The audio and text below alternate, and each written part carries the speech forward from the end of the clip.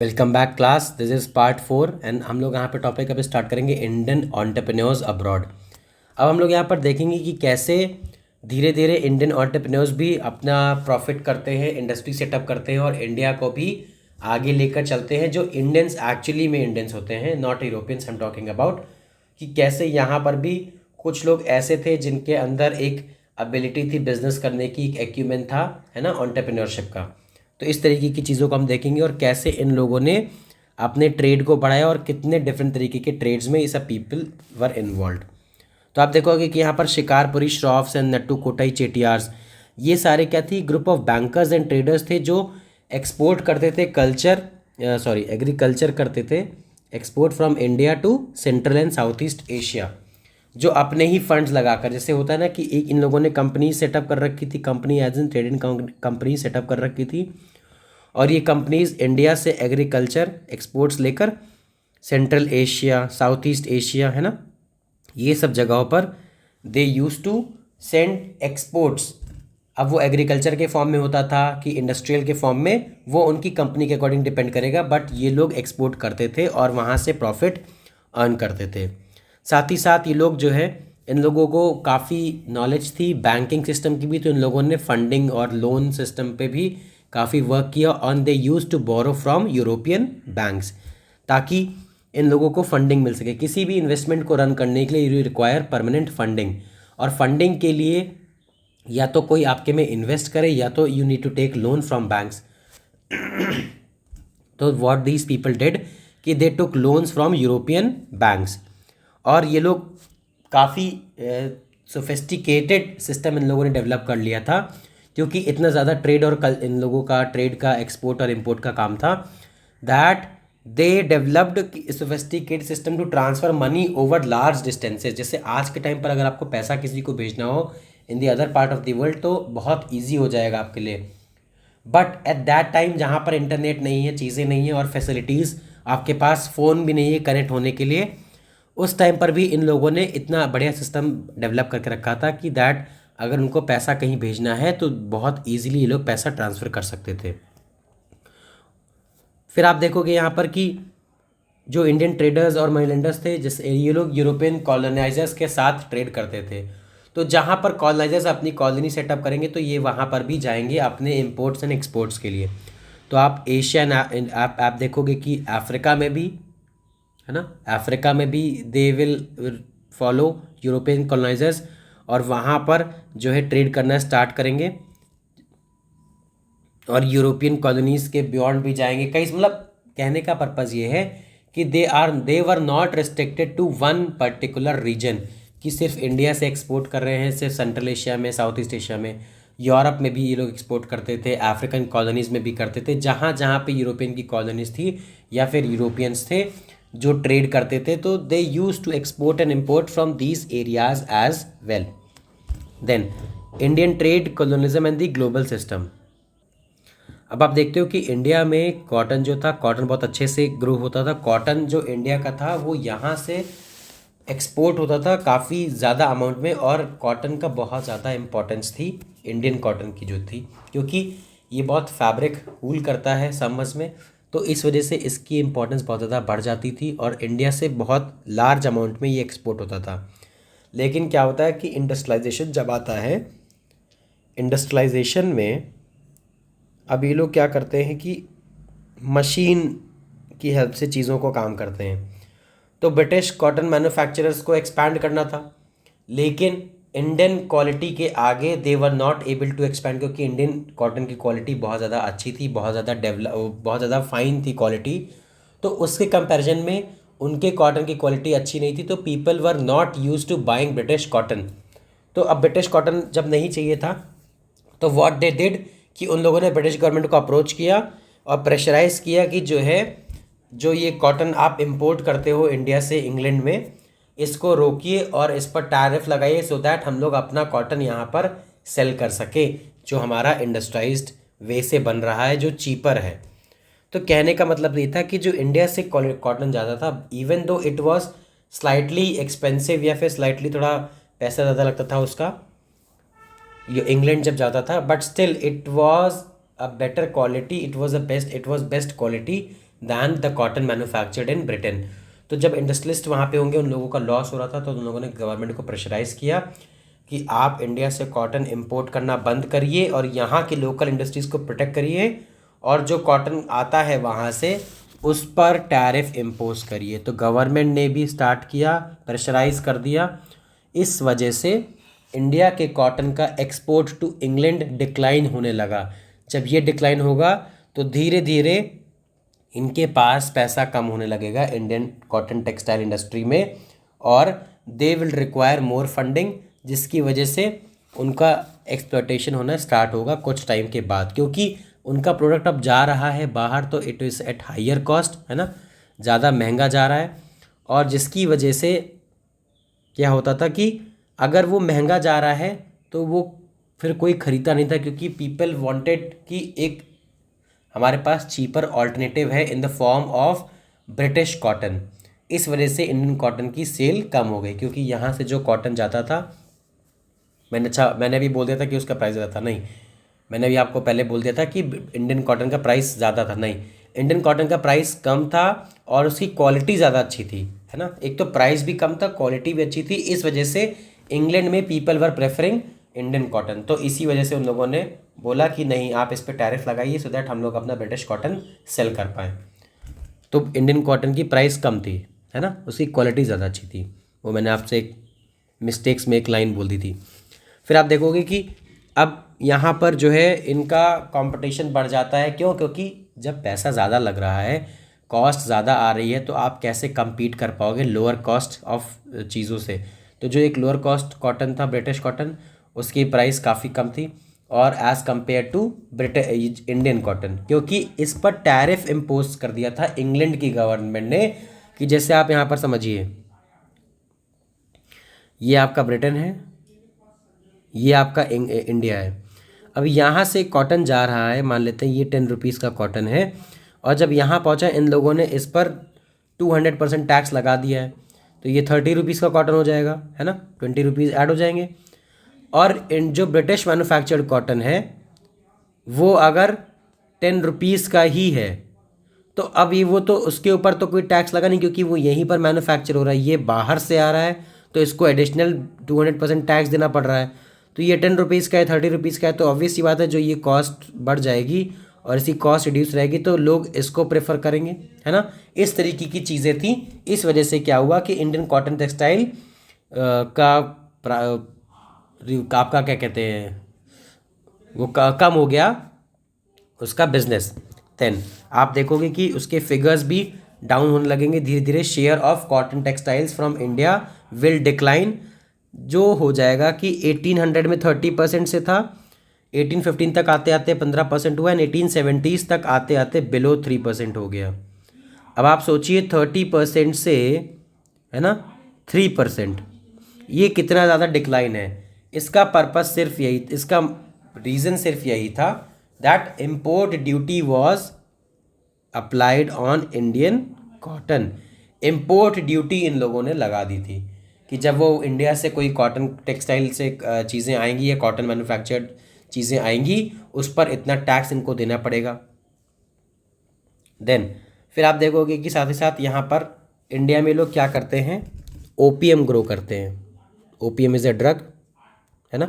British क्या करते हैं, ओपीएम यहाँ पर इंडिया में ग्रो करते हैं, and they sell these opium to China, sell these opium to China, और sell these opium to China. और जो चाइना को ये ओपीएम बेचते थे, यहाँ से जो ये लोग पैसा अर्न करते थे, इससे ये अपने एक्सपोर्ट को फाइनेंस करते थे। तो अब देखिए आप, ये सिर्फ ट्रेड नहीं कर रहे हैं, ये ड्रग्स भी सेल कर रहे हैं, और ड्रग्स से जो ये इनकम अर्न कर रहे हैं ब्रिटिश, इससे ये अपने इंडस्ट्रीज़ को फाइनेंस कर रहे हैं। जैसे अगर मान लेते हैं एक इंडस्ट्री सेटअप है, इसको कुछ पैसा चाहिए, यहाँ पर एक इंडस्ट्री सेटअप है, इसको कोई पैसा चाहिए, ठीक है, 2 इंडस्ट्रीज़ हैं।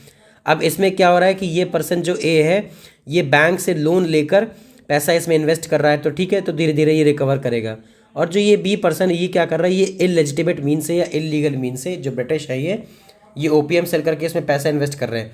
तो इनको ये पैसा किसी को देना तो है नहीं, और साथ ही साथ ये पैसा इनका कई सारे अमाउंट में आएगा, तो वो इस बिज़नेस को और ज़्यादा फंडिंग देगा, तो ये और ज़्यादा मशीनरी और ज़्यादा लेबर्स, ये सारी चीज़ें रॉ मटेरियल्स इन्वॉल्व कर पाएंगे, क्योंकि इनके इस इनकम की, इलीगल मीन्स के इनकम की कोई लिमिट नहीं है। बट यहाँ पर इस वाले कैटेगरी में अगर आप देखो तो लोन की लिमिट है कि अगर मान लेते हैं 100 रुपये लोन दिया बैंक ने, तो ये 100 रुपये के अकॉर्डिंग ही काम कर पाएंगे। लेकिन इनको पता है कि आज 100 है, कल फिर से 100 आ जाएगा, और इनके पास 1000 रुपीज़ भी ऑलरेडी है, तो ये पूरा पैसा भी लगा देंगे। इनको पता है they will recover in very short time.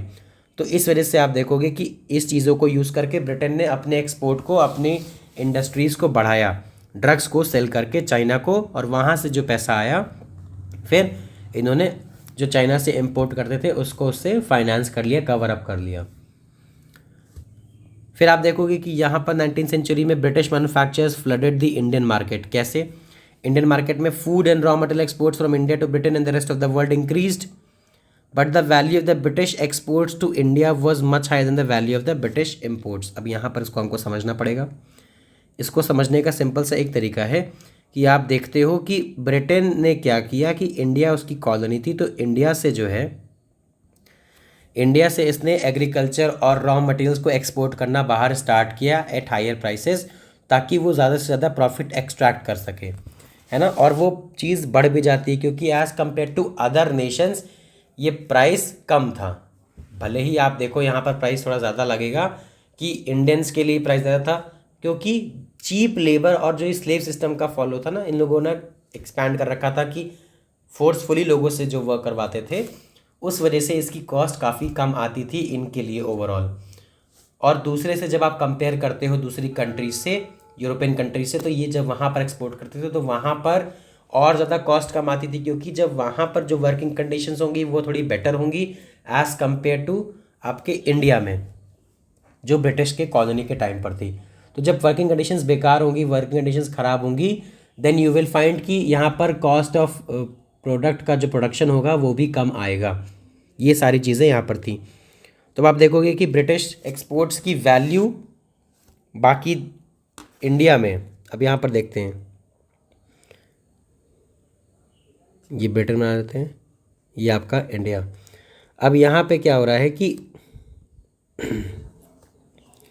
ये आपका एक्सपोर्ट है ना, इंडिया को बेच रहा है सामान और इंडिया से इंपोर्ट कर रहा है। ठीक, जब इंडिया से इंपोर्ट कर रहा है ये ब्रिटिश, ये ब्रिटिश है, ये आपका इंडिया है। तो ब्रिटेन क्या कर रहा था? एक्सपोर्ट कर रहा था, मतलब अपने जो मैन्युफैक्चर्ड प्रोडक्ट्स थे उनको बनाता था चीज़ों को, और यहाँ पर इंडियन मार्केट में उनको लाके हायर प्राइसेस पर बेचता था। कि अगर यहाँ पर 10 रुपये का बनाया है तो यहाँ पर 30 रुपीज़ का सेल कर रहा है। ठीक है, साथ ही साथ इम्पोर्ट जो था इंडिया का, इंडिया से इम्पोर्ट इसने अपना कम कर दिया। क्यों? क्योंकि इंडिया से इम्पोर्ट कम किया और टैरिफ बढ़ा दिया, क्योंकि इसके पास अलग कॉलोनीज़ थी अफ्रीका में भी जहाँ से वो रिसोर्सेज आ जाते थे, और साथ ही साथ इनकी वैल्यू ज़्यादा थी, है ना, ये वाली वैल्यू ज़्यादा थी एज़ कम्पेयर टू ये वाली वैल्यू। तो जैसे मान लेते हैं अगर इसने टोटल एक्सपोर्ट किया 100 रुपीज़ का, है ना, और इम्पोर्ट अगर किया इसने 50 रुपीज़ का, तो आप देखोगे कि इसने एक्सपोर्ट कितने का ज़्यादा किया। एक्सपोर्ट सरप्लस इसका कितना था? Surplus 50 rupees. इसका मतलब इसने ज़्यादा 50 रुपये का और एक्सपोर्ट किया है, जो इसने इंडिया को चीज़ें बेची हैं, वहाँ पर सेंड करी हैं। ठीक है, इस वजह से इसने धीरे धीरे अपना ट्रेड डेफिसिट बढ़ा लिया। ट्रेड डेफिसिट क्या होता है कि जब दो कंट्रीज़ आपस में ट्रेड कर रही होती हैं, तो जिस कंट्री का, जैसे हमारा और इंडिया चाइना का, इंडिया और चाइना का, तो इंडिया चाइना को जितना बेचता है उससे ज़्यादा चाइना से खरीद लेता है, तो ये होता है आपका ट्रेड डेफिसिट। मतलब आपने अपना प्रोडक्ट जितना बेचा और उस, अगर आपने दूसरी कंट्री से अपना उसका प्रोडक्ट ख़रीदा है, तो जिस कंट्री का भी प्रोडक्ट ज़्यादा होगा as compare between these two countries, तो दूसरी वाली एक ट्रेड सरप्लस में होगी, और दूसरी वाली कंट्री जिसका प्रोडक्ट कम जा रहा होगा वो ट्रेड डेफिसिट में होगी। जैसे इंडिया चाइना की अगर हम बात करें, इंडिया चाइना में, है ना, तो इंडिया चाइना में चाइना इंडिया को ज़्यादा सामान देता है। ठीक, ये आपको पता है, और इंडिया उसके कंपैरिजन में कम करता है। तो चाइना के पास सरप्लस है, चाइना के पास ज़्यादा है एक पावर की वो एक्सपोर्ट करता है ज़्यादा। ठीक, ये चीज़ समझ में आ रही है कि बेसिक सिंपल सी चीज़ है आपको। तो ये चीज़ हो गया, तो ये एक्सपोर्ट सरप्लस इनका ब्रिटेन पे था। अब इस सरप्लस का क्या फ़ायदा होता था कि सरप्लस का फ़ायदा ये होता था कि जैसे ये सरप्लस इनके पास 50 रुपीज़ एक्स्ट्रा बचा है, अब इसी 50 रुपीज़ को एक्स्ट्रा बचा है तो इसको यूज़ करके ही किसी और कंट्री में इन्वॉल्व कर सकते हैं। अब इन्वॉल्व करने का मतलब, अगर मैंने अभी आपको बताया था कि अगर ये 50 रुपीज़ इनके पास एडिशनल है और इनको अफ्रीकन कॉलोनीज़ में इन्वेस्ट करना है पैसा, तो ये इस 50 रुपीज़ को इन्वेस्ट कर सकते हैं ना, है ना, अफ्रीकन कॉलोनीज़ में, तो ये वहाँ पर भी प्रॉफिट कमा लेंगे। इस तरीके से था कि जब सरप्लस होता है, सरप्लस का मतलब ज़्यादा, तो जैसे ही उनके पास ज़्यादा अमाउंट आएगा ये उसको एडिशनली कहीं ना कहीं यूज़ कर सकते हैं फॉर देयर ओन बेनिफिट। इस तरीके की चीज़ें आपको समझनी पड़ेंगी।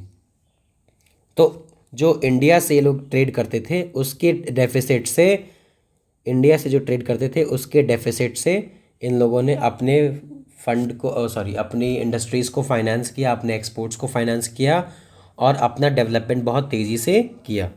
साथ ही साथ इंडिया से ये लोग पैसा भेजते थे, रेमिटांस आपको पता है ना, जैसे जो कोई बाहर रहता है आज के टाइम पे भी वो अपने पेरेंट्स को या अपने घर पे पैसा भेजता है ना। जैसे अगर मान लेते हैं, अगर इंडिया की बात करें, इंडिया में ही कि someone is living in Delhi और उसके पेरेंट्स रहते हैं लखनऊ में, तो वो दिल्ली से लखनऊ कुछ पैसा भेजेगा। अब एग्जांपल अगर आप बात करो इंटरनेशनल लेवल पे, someone is living in US, है ना, और उसके पेरेंट्स इंडिया में रहते हैं और ये यहाँ से अर्न कर रहा है, तो ये मान लेते हैं हर महीने 10,000 यूएस डॉलर्स भेज रहा है। ठीक है, तो ये जो पैसा 10,000 यूएस डॉलर्स है ये इंडिया में आ रहा है, तो ये इसका रेमिटांसेस है ना, रेमिटांसेस कंसीडर किया जाएगा कि इंडिया को पैसा मिला है, क्योंकि उसने अपने पेरेंट्स को भेजा है तो वो आया तो इंडिया के अकाउंट में है, और जो वो खर्चा होगा 10,000 यूएस डॉलर्स तो वो इंडियन इकोनॉमी में ही खर्चा होगा, रुपये में कन्वर्ट होके चीज़ें, कि वो अगर लैंड ले रहा है कोई, या फिर कोई गाड़ी ले रहा है, या फिर कोई और इकोनॉमिक एक्टिविटी कर रहा है, तो ओवरऑल पैसा तो बाहर से आया है बट वो खर्चा, वो एक्सपेंड कहाँ हो रहा है, वो इंडियन इकोनॉमी में ही हो रहा है, तो वो रेमिटांस हो गया। तो ब्रिटिश ऑफिशियल्स क्या करते थे, इंडिया से अपना जो भी अर्निंग करते थे, अपनी सैलरीज और सारी प्रॉफिट्स, वो अपने पर्पस के लिए कुछ पैसा रख कर बाकी पैसा ब्रिटेन वापस भेजते थे ना। कुछ पैसा होल्ड कर लेंगे, है ना, अपना सेविंग्स के फॉर्म में और अपने एक्सपेंडिचर्स के फॉर्म में, और फिर उनके बाद वो जो है उनको वापस भेज देंगे ब्रिटेन में, ताकि उनकी फैमिली यूज़ कर सके और वहाँ पर जो होगा इंडस्ट्रीज़ और ज़्यादा उनके पास पैसा आएगा फाइनेंस करने के लिए। क्योंकि जैसे आप देखो, अगर एग्जांपल इस वाले की हम बात कर लें, आप इसी समझ जाओगे कि यूएसए से किसी ने 10,000 यूएस डॉलर्स भेजा है इंडिया में, तो आप देखोगे कि जो 10,000 यूएस डॉलर्स आया है ये कहीं ना कहीं इन्वेस्ट भी कर सकता है ना, जो पर्सन जिसके पास आया है। तो आप देखोगे कि जो इन्वेस्ट करेगा, जैसे अगर मान लेते हैं इनको कोई शॉप सेटअप करनी है, तो ये शॉप सेटअप करेंगे तो उसके लिए कंस्ट्रक्शन करेंगे, चीज़ें करेंगे, तो ये पैसा इंडियन इकोनॉमी में ही खर्चा होगा और इससे फ़ायदा भी इंडिया के पास, लोगों के पास होगा सॉरी, कि हमारे पास एक्स्ट्रा पैसा है तो we can invest in our economy. ये अब आपको समझ में आ गया होगा। इस तरीके से इन लोगों ने काम किया। जैसे अभी बात करें तो इंडिया है टॉप रेमिटांसेस रिसीविंग कंट्रीज़ में, मतलब अगर जो डेटा आता है कंट्रीज़ में ओवरऑल, सबसे ज़्यादा इंडिया, जो एनआरआईज होते हैं सबसे ज़्यादा वो इंडिया को पैसा भेजते हैं ओवरऑल हर कंट्री में, है ना। तो वो सबसे ज़्यादा पैसा आई गेस 122 बिलियन डॉलर्स ऐसे कुछ है, नहीं ज़्यादा ही हो गया अमाउंट, रुकिए मैं बता रहा हूँ। हाँ, इंडिया का जो डेटा है, हाँ सही था, मैं उसी कह रहा हूँ, वो लास्ट डेटा था 134.5 बिलियन डॉलर्स। इतना पैसा इंडिया में लोग भेजते हैं जो बाहर रहते हैं, अपने पेरेंट्स को, अपनी फैमिलीज़ को, इन्वेस्टमेंट के लिए, ये सारी चीज़ें। तो सेम काम उस टाइम पर ब्रिटिश करते थे for funding their own country और बेनिफिट के लिए। ठीक, ये आपको क्लियर हो गया होगा। नेक्स्ट हम लोग इसके बाद पार्ट 5 में कंटिन्यू करेंगे। Thank you class, have a wonderful day. I hope आपको समझ में आ गया होगा। थोड़ा मैं चीज़ों को स्लो इसलिए बोल रहा हूँ क्योंकि चैप्टर ये बड़ा है, अगर हम लोग ज़्यादा पेस में करेंगे तो we might forget things and we might mix up things. कोई चीज़ आपको नहीं समझ में आई होगी तो प्लीज़ डाउट कमेंट कर देना, मैं उसको ज़रूर अगले वीडियो में कवर अप कर लूँगा। Thank you.